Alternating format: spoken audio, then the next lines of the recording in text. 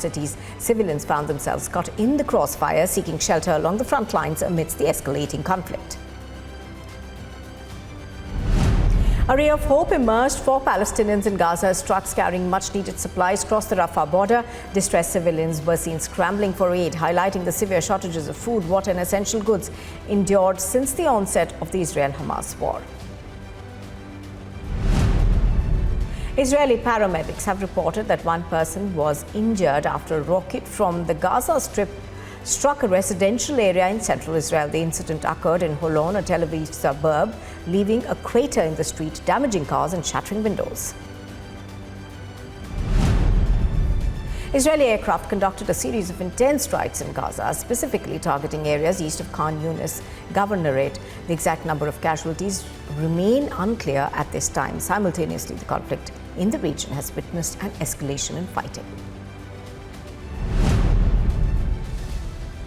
Benjamin Netanyahu has expressed his displeasure with Russia's recent position at the UN against Israel's actions in Palestinian territories. He also labelled Russia and Iran's relationship as dangerous during the 30-minute call, which was the first time the two men had spoken since the 16th of October.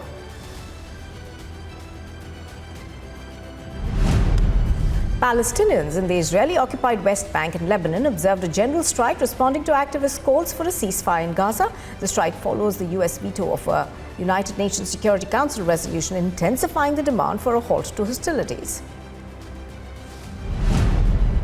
Iran strongly criticized the United States for vetoing a United Nations resolution urging an immediate humanitarian ceasefire in Gaza.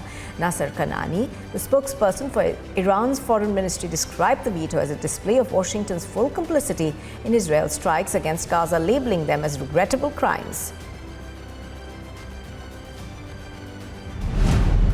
Jordan's foreign minister Ayman Safadi voiced concerns at the Doha Forum, saying that Israel's strategy appears to be aimed at emptying Gaza from its people. Safadi pointed to destruction in northern Gaza as evidence, describing it as indicative of the deliberate Israeli policy to force Gazans out of the region. In response to the recent U.S. veto of a Security Council resolution for a ceasefire in Gaza, the UN Secretary General will hold a special meeting to address the escalating humanitarian crisis.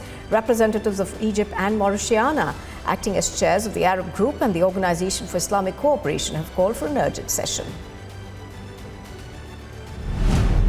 In Rafah, Gaza's southernmost town, scenes of devastation unfolded as residents sifted through the rubble of a building leveled by an Israeli overnight strike. The heart-wrenching search for survivors and belongings contrasted with the somber atmosphere at the local hospital where grieving families mourned their dead.